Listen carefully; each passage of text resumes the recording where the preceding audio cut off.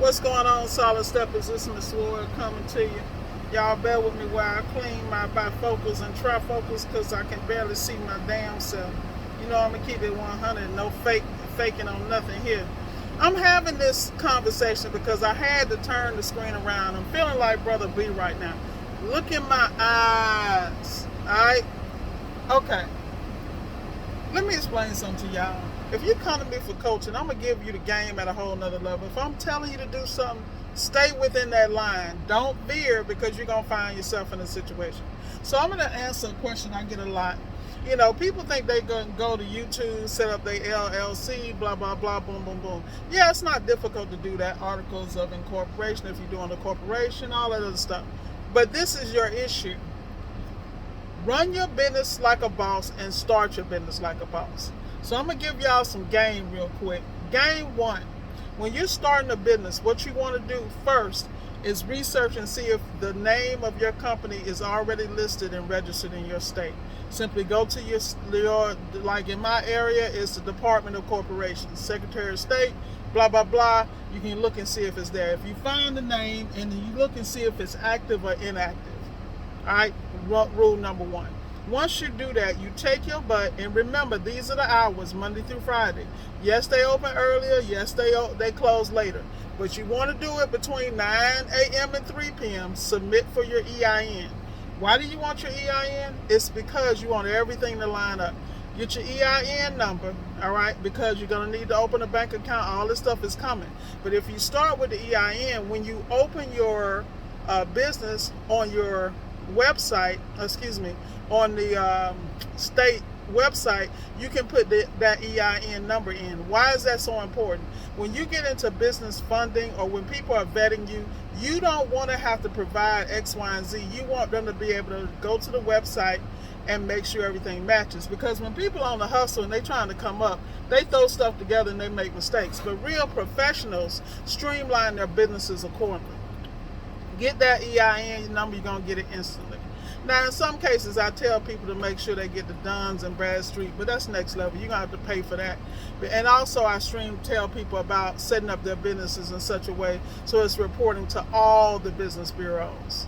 Small Business Credit Bureau, the Experian Business, Equifax Business, and of course Dun and Bradstreet.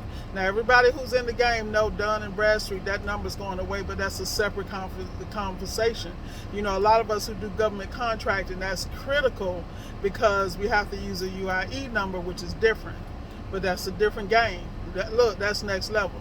Stay where you at and master this before you go dipping in other places. That's why I get irritated when people ask me them damn questions like I don't know. I know the answer, but some stuff you don't need to know. You need to let your brain stay on level 1 and master level 1. Now, after you get your EIN number, then you go and apply and you load all that stuff in. Now, as far as address, I'm a firm believer, get you a business address. If you can't afford a little office for $350 a month, because they exist, you know, somewhere, go and use a virtual office through DaVinci. I use DaVinci because I've used them for years. You got Regis, you got iPostal, but I use DaVinci because I've always used them, and they're in specific areas. Now let's talk about your office. Your office needs to be a great demographic, because what you don't understand about credit and business, your demographic and zip code is going to be the key to your life. Those who know me understand that everything I do is strategic. Plant that office in a very high per capita income zip code area, because you're going to get offers and things that only are directed to that number because of the demographic that's in it. Now, there's a reason. Everything I tell you, people who work with me understand I am no nonsense. Do it this way. Don't use your cousin's address. Don't use a friend's business address, because the problem is, if they have an issue on their credit report, even though it's not you, and people come looking, they'll throw you in there when you ain't even in there. It's crazy. You'll be surprised how people get messed up off of some choices other people made, and they don't know it. They think people are running a legitimate business. Half the time, I'll give you a prime example. It's a place I go visit, and frequently. I ain't gonna say no name, but it's one of them hole-in-the-wall restaurants with the banging ass food. You feel me? We all got them. And, you know, I went in there, nice establishment, you know, And I'm talking to the guy, and before I went in, I looked and I saw that all his stuff is inactive, which means somebody can come buy his name and profit off what he does, and he knows nothing about it. Like, people are so unaware. He telling me that his aunt handles that for him, and she ain't gonna leave him out there. And I'm looking like, you better look at that, bro, because right now you're about 950, 2000 the whole. Because let me tell you about South Florida. Florida don't pay about that bag, because we got baby Trump as our government, and we about that business. So it used to be you could renew your stuff for, you know, $450 if you missed the deadline. I think it's normally $150, $180 or something for you to renew. But when you go like a year, it's $950. And see, people who understand the importance of your business, age of your business when it comes to funding and just how you're gonna move, all that affects that. This is why I'm the GOAT when it comes to this, because I know how to build business corporately and sound structurally, so that I can move in all circles and do really well like a major corporation, because I set my business up like a corporation. So if I'm telling you to do stuff in a certain way, please do it.